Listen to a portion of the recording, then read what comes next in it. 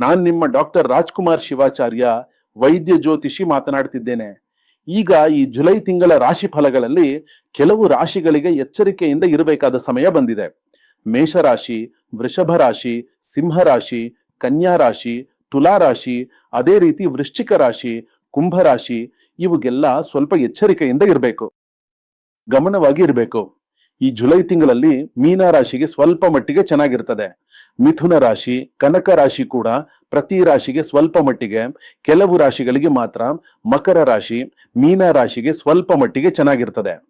ಕೆಲವು ರಾಶಿಗಳು ನಮ್ಮ ಜಾತಕದಲ್ಲಿ ಖಂಡಿತವಾಗಿಯೂ ಯಾವ ಪರಿಹಾರ ಮಾಡಬೇಕು, ಏನು ಮಾಡಬೇಕು ಎಂಬ ಪ್ರಶ್ನೆ ಬರ್ತದೆ. ಈ ರಾಶಿ ಫಲಗಳಲ್ಲಿ ನಾವು ಹೇಗೆ ಇದ್ದೇವೆ?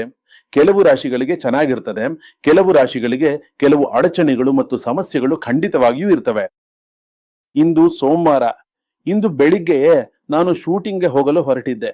ಇಂದು ಬೈಕ್ನಲ್ಲಿ ನಡೆದ ಒಂದು ಘಟನೆ ನನ್ನ ಕಣ್ಣೆದುರಿಗೆ ನಡೆಯಿತು. ಒಂದು ಆಟೋ ಚಾಲಕರು ಸಿಗ್ನಲ್ ಇಂದ ವೇಗವಾಗಿ ತಿರುಗಿದ್ರು. ಒಬ್ರು ಬಡವರು, ಅವರು ಫೋನ್ ಮುಂದೆ ಹಿಡಿದುಕೊಂಡೇ ಇದ್ರು, ಮಗುವು ಮುಂದೆ ಇದ್ರು. ಆ ತಿರುವಿನಲ್ಲಿ ತಡಕಾಗಿ ಗ್ಲಾಸ್ ಹೊಡೆದು ಹೆಲ್ಮೆಟ್ ಏನೋ ಆಗಿ ಇನ್ನೊಂದು ರೀತಿಯಾಗಿ ಆಯ್ತು. ಆಟೋ ಚಾಲಕರು ನಿಲ್ಲದೆ ಹೋಗ್ಬಿಟ್ರು. 11 ನಿಮಿಷಗಳು ಅಥವಾ ಒಂದು ಹಾಫ್ ನಿಮಿಷದ ನಂತರ ಮತ್ತೆ ಅವನು ಏನ್ ಅನ್ಕೊಂಡಾನೋ ಆ ಆಟೋ ಚಾಲಕರನ್ನು ಹಿಂಬಾಲಿಸಿ ಹೋದನು. ಏನಾಯ್ತೋ ಗೊತ್ತಿಲ್ಲ. ಆದ್ರೆ ಇಂದು ಸೋಮವಾರ ನೋಡಿ, 11 ನಿಮಿಷದಲ್ಲಿ ನಡೆದ ಅನಿರೀಕ್ಷಿತ ಘಟನೆಗಳು. ಎಲ್ಲವೂ ಏನೋ ಒಂದು ವಿಷಯ ನಡಿಬೇಕಿತ್ತು, ಅದು ಬೇರೆ ರೀತಿಯಲ್ಲಾಯ್ತು. ಕೆಲವು ವಿಷಯಗಳು ನಡೆದಿವೆ ಎಂದು ಹೇಳುವುದರಿಂದಲೇ ಜ್ಯೋತಿಷ್ಯ ಎಂಬುದು. ನಮಗೆ ನಿಜವಾದ ಸತ್ಯವನ್ನೇ ಬಿಟ್ಟು ಬೇರೆ ಯಾವುದೂ ಇಲ್ಲ. ಜೀವನದಲ್ಲಿ ನಡೆಯುವುದು ಸತ್ಯವೇ. ಚಿತ್ರವನ್ನು ತೋರಿಸ್ತಾರೆ, ಹೀಗಿದೆ ಹೀಗಿದೆ ಹೀಗಿದೆ ಎಂದು ಜೀವನದಲ್ಲಿ ನಡೆಯುವ ವಿಷಯಗಳನ್ನೇ ಹೇಳ್ತಾರೆ. ಆದರೆ ನಡೆಯದ ಯಾವುದನ್ನು ಹೇಳೋದಿಲ್ಲ. ಈ ಜ್ಯೋತಿಷ್ಯ ಎಂಬುದು ದೇವರ ಕೊಡುಗೆ ಎಂದು ಹೆಸರು. ಬ್ರಹ್ಮವಿದ್ಯೆ ಕಲಿತವನು ಎಂದು ಹೇಳ್ತಾರೆ. ಇದುವೆಲ್ಲ ತುಂಬಾ ದೊಡ್ಡ ಪ್ರೋಸೆಸಿಂಗ್. ಇದನ್ನು ಓದುವುದು, ಅನುಭವಿಸುವುದು, ಪ್ರತಿ ಜಾತಕವನ್ನು ನೋಡಿ ಹೇಳುವುದು, ಇದು ಒಂದು ಕಲೆ. ಆ ಕಲೆ ಎಂದರೆ ಅದನ್ನು ಸಂಪೂರ್ಣವಾಗಿ ಓದಿ ಸಂಪೂರ್ಣ ಅನುಭವ ಪಡೆದು ಎಷ್ಟೋ ಜಾತಕಗಳನ್ನು ದಾಟಿ ಬಂದು ಹೆಚ್ಚು ಅನ್ನವನ್ನು ಸಾವಿರಾರು ಜನರಿಗೆ ತಲುಪಿಸಬೇಕು. ಅದೇ ರೀತಿ ಈಗ ನಾನು ಸುಮಾರು 30ರಿಂದ 37 ವರ್ಷಗಳಿಂದ ಜಾತಕವನ್ನು ನೋಡುತ್ತಿದ್ದೇನೆ ಎಂದರೆ ನಾನು ಎಷ್ಟು ಜಾತಕಗಳನ್ನು ದಾಟಿ ಬಂದಿರುತ್ತೇನೆ ಎಂದು ನೀವು ಊಹಿಸಿಕೊಳ್ಳಿ. ಅದೇ ರೀತಿ ನಾವು ಬಹಳಷ್ಟು ಜಾತಕಗಳನ್ನು ದಾಟಿ ಬರಬೇಕು. ಆಗ ಮಾತ್ರ ನಾವು ಸಂಪೂರ್ಣ ಜ್ಯೋತಿಷಿಯಾಗಿ ಕೆಲವು ವಿಷಯಗಳನ್ನು ಹೇಳಲು ಸಾಧ್ಯವಾಗುತ್ತದೆ. ಈ ವಿಡಿಯೋವನ್ನು ನೋಡಿ. ನಿಮಗೆ ಯಾವುದೇ ಅನುಮಾನಗಳಿದ್ರೆ ವಿವರಣೆಯಲ್ಲಿ ನಂಬರ್ ಇದೆ, ಕೇಳಿ. ಖಂಡಿತವಾಗಿಯೂ ಅದಕ್ಕೆ ಅಪಾಯಿಂಟ್ಮೆಂಟ್ ಫಿಕ್ಸ್ ಮಾಡಿ ನಿಮಗೆ ಜಾತಕವನ್ನು ನೋಡಿ ಹೇಳಲಾಗುತ್ತದೆ. ವೃಷಭ ರಾಶಿಯ ಪ್ರಿಯರೇ, ಹೇಗಿದೆ ವೃಷಭ ರಾಶಿಗೆ ಜುಲೈ ತಿಂಗಳ ರಾಶಿ ಫಲಗಳು? ಅಂದರೆ ಯಾರು ಮುಖವಾಡ ಧರಿಸಿದ್ದಾರೆ, ಯಾರು ಒಳ್ಳೆಯವರು, ಯಾರು ನಿಜವಾಗಿಯೂ ಒಳ್ಳೆಯವರು ಎಂಬುದು ಗೊತ್ತಾಗದಂತೆ ಒಳ್ಳೆಯವರ ರೂಪದಲ್ಲಿರುವ ಕೆಲವು ದುಷ್ಟರನ್ನು ಗುರುತಿಸಲು ಸಾಧ್ಯವಾಗುವ ಪರಿಸ್ಥಿತಿಗಳಿರ್ತವೆ. ಯಾರನ್ನು ನಿಜವಾದವರು ಎಂದು ನಂಬಿದರೆ ಕೆಲವರನ್ನು ನೀವು ಕಳೆದುಕೊಳ್ಳಬಹುದು, ಕೆಲವರನ್ನು ದ್ವೇಷಿಸಬಹುದು ಎಂದೂ ಹೇಳಬಹುದು. ನಿಮ್ಮ ಆಯುಧ ಆತುರ ಮತ್ತು ನಿಮ್ಮ ಶತ್ರು ಆತುರವೇ ಇರಬಾರ್ದು, ಅದೇ ನಿಮ್ಮ ಮೊದಲ ಶತ್ರು ಆಗಿರುತ್ತದೆ. ಆತುರವಿಲ್ಲದೆ ಶಾಂತವಾಗಿ ಕೆಲವು ವಿಷಯಗಳನ್ನು ಮಾಡಿ ಜೀವನದಲ್ಲಿ ಯಶಸ್ಸು ಸಾಧಿಸಿ. ಎರಡನೇದು, ನಾನು ನಿಮಗೆ ಕೆಲವು ಪಾಸಿಟಿವ್ ವಿಷಯಗಳನ್ನು ಹೇಳುತ್ತೇನೆ, ಅವುಗಳನ್ನು ಸರಿಯಾಗಿ ಮಾಡಿ.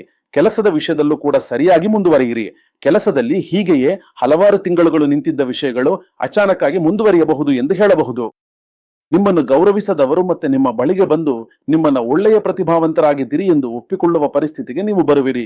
ಅಂತಹ ರೀತಿಯಲ್ಲಿ ನಿರೀಕ್ಷಿಸದ ಆದಾಯವು, ಹಳೆಯ ಹಣವು ನಿಮ್ಮ ಕೈಗೆ ಬರಬಹುದು. ಕೆಲಸದ ಸ್ಥಳದಲ್ಲಿ ನಿಮ್ಮ ಹೊಣೆಗಾರಿಕೆಗಳು ಹೆಚ್ಚಾಗುವ ಸಾಧ್ಯತೆ ಇದೆ. ಅದೇ ರೀತಿ ಕುಟುಂಬದಲ್ಲಿದ್ದ ಮನಸ್ಸಿನ ಬೇಸರವು ಅಂತ್ಯವಾಗಬಹುದು. ಇವೆಲ್ಲವನ್ನು ನೋಡಿದರೆ ಈ ಜುಲೈ ತಿಂಗಳಲ್ಲಿ ಈ ವೃಷಭ ರಾಶಿಗೆ ಖಂಡಿತವಾಗಿಯೂ ಸಂಭವಿಸಬಹುದಾದವುಗಳು ವಿದೇಶ ಸಂಬಂಧಿತ ಒಳ್ಳೆಯ ಕೆಲವರಿಗೆ ಒಂದು ಮಾಹಿತಿ ಅಥವಾ ಅವಕಾಶಗಳು ಸಿಗಬಹುದು. ನಿಮ್ಮ ಹೆಸರಿಗೆ ಗೌರವ ಹೆಚ್ಚಾಗ್ತದೆ. ಮನೆಯಲ್ಲಿ ಶುಭ ಕಾರ್ಯಕ್ರಮಗಳು, ಶುಭ ಮಾತುಕತೆಗಳು ಆರಂಭವಾಗ್ತವೆ. ಬಹುಕಾಲದ ಆಸೆ ಒಂದನ್ನು ಪೂರೈಸಿಕೊಳ್ಳುವ ಅವಕಾಶ ಇದೆ. ಮನಸ್ಸಿನಲ್ಲಿದ್ದ ಭಯ ನಿಧಾನವಾಗಿ ಕಡಿಮೆಯಾಗುತ್ತಾ ಆತ್ಮವಿಶ್ವಾಸವು ಬೆಳೆಯಲು ಆರಂಭವಾಗ್ತದೆ. ಬಹುಪಾಲು ಒಳ್ಳೆಯ ವಿಷಯಗಳು ನಡೆಯಲು ಸಾಕಷ್ಟು ಅವಕಾಶಗಳಿವೆ. ಇವೆಲ್ಲವೂ ಪಾಸಿಟಿವ್ ಆಗಿ ಹಲವಾರು ವಿಷಯಗಳಿಗೆ ಸಹಾಯವಾಗುತ್ತದೆ. ಅದೇ ರೀತಿ ನಾನು ವೃಷಭ ರಾಶಿಗೆ ನೆಗೆಟಿವ್ ಆಗಿಯೂ ಹೇಳಬೇಕಾದ್ದು ಎಂದರೆ, ನಿಮ್ಮ ಹಠದ ಕಾರಣದಿಂದ ಒಳ್ಳೆಯ ಅವಕಾಶಗಳನ್ನು ಕಳೆದುಕೊಳ್ಳಬೇಡಿ. ಒಳ್ಳೆಯ ವಿಷಯ ಅಥವಾ ಅವಕಾಶ ಬಂದರೆ ಅದನ್ನು ಕಳೆದುಕೊಳ್ಳಬೇಡಿ. ಅವಶ್ಯಕವಿಲ್ಲದ ವಾದ ವಿವಾದಗಳು ನಿಮ್ಮ ಹೆಸರನ್ನ ಹಾಳು ಮಾಡಬಹುದು, ನಿಮ್ಮ ಹೆಸರನ್ನ ಕೆಡಿಸೋಗ್ಬಿಡ್ತಾರೆ. ಅನಗತ್ಯವಾದ ವಾದ ವಿವಾದಗಳು, ಇತರರ ಸಮಸ್ಯೆಗಳಲ್ಲಿ ತಲೆ ಹಾಕಬೇಡಿ. ಕೈ ತೋರ್ಸೋಗ್ಬಿಡ್ತಾರೆ, ಅವನು ಹೀಗೆ ಇದು ಹೀಗೆ ಎಂದು ಕೈ ತೋರ್ಸೋಗ್ಬಿಡ್ತಾರೆ. ನಮಗೆ ಬೇಕಾದನ್ನ ನೀವು ನೋಡ್ಕೊಳ್ಳಿ. ತುರ್ತು ಹೂಡಿಕೆ ನಷ್ಟವನ್ನ ತರಬಹುದು, ಹಳೆಯ ಸ್ನೇಹಿತರಿಂದ ಮೋಸವಾಗಬಹುದು. ಸಾಮಾಜಿಕ ಜಾಲತಾಣಗಳಲ್ಲಿ ಬರೆಯುವ ಪದಗಳಲ್ಲಿ ಜಾಗ್ರತೆ ಇರಲಿ, ಸಂಬಂಧಿಕರೊಂದಿಗೆ ಕೂಡ. ಹಣ ನೀಡುವಲ್ಲಿ ಎಚ್ಚರಿಕೆ ವಹಿಸಿ, ವಾಹನವನ್ನ ವೇಗವಾಗಿ ಓಡಿಸಬೇಡಿ. ಸಣ್ಣ ಆರೋಗ್ಯ ಸಮಸ್ಯೆಯನ್ನು ನಿರ್ಲಕ್ಷ್ಯ ಮಾಡಬೇಡಿ.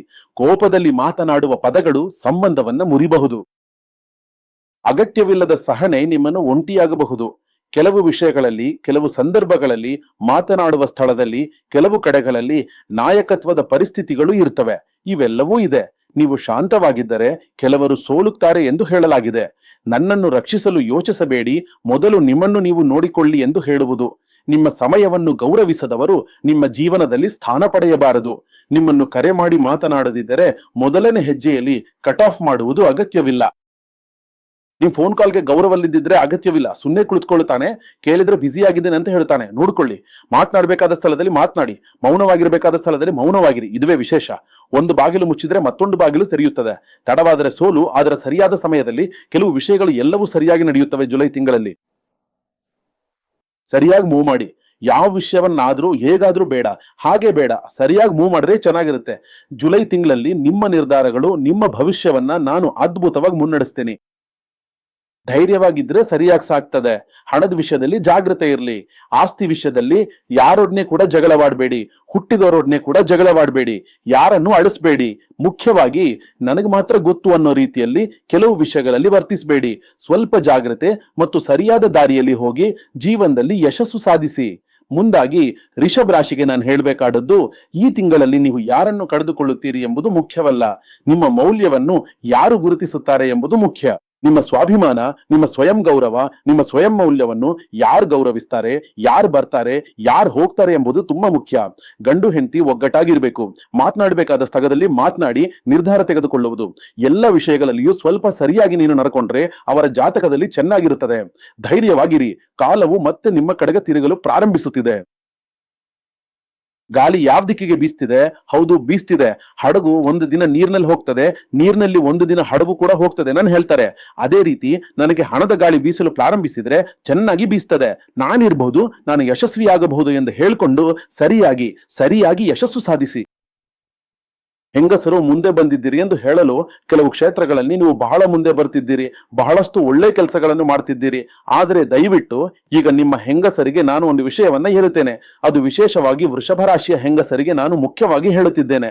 ನಾನು ಶುಭ ರಾಶಿ ಎಂದು ಅಲ್ಲ, ಸಾಮಾನ್ಯವಾಗಿ ಈಗ ನೀವು ಒಂದು ಹೊಣೆಗಾರಿಕೆಯ ಸ್ಥಾನದಲ್ಲಿದ್ದೀರಾ. ಹೊಣೆಗಾರಿಕೆಯ ಪೊಲೀಸ್ ಇಲಾಖೆಯಲ್ಲಿ ಅಥವಾ ಇನ್ನು ಹಲವಾರು ಪೊಲೀಸ್ ಇಲಾಖೆಗಳಲ್ಲಿಯೂ ಈಗ ಬಹಳಷ್ಟು ವಿಷಯಗಳನ್ನ ಹೇಳುತ್ತಿದ್ದಾರೆ. ನೋಡಿ, ಸಿಂಹರಾಶಿಯ ಹೆಂಗಸರು ಇದು ಅದು ಅನೇಕ ವಿಷಯಗಳನ್ನ ಹೇಳುತ್ತಿದ್ದಾರೆ. ನೋಡಿ, ಈ ರೀತಿ ಅನೇಕ ಒಳ್ಳೆಯ ವಿಷಯಗಳು ಬರುತ್ತಿದ್ದಾಗ ಹೆಂಗಸರು ಮುಂದೆ ಬಂದಿದ್ದೀರಾ ಅಂದ್ರೆ ಈ ಒಂದು ವಿಷಯವನ್ನ ನೀವು ಸರಿಯಾಗಿ ಗಮನಿಸಬೇಕು. ನಿಮಗೆ ನೀಡಿರುವ ಸ್ಥಾನಕ್ಕೆ ಒಂದು ಗೌರವ ಇದೆ, ಆ ಗೌರವವನ್ನ ನೀವು ಕಾಪಾಡಿಕೊಳ್ಬೇಕು.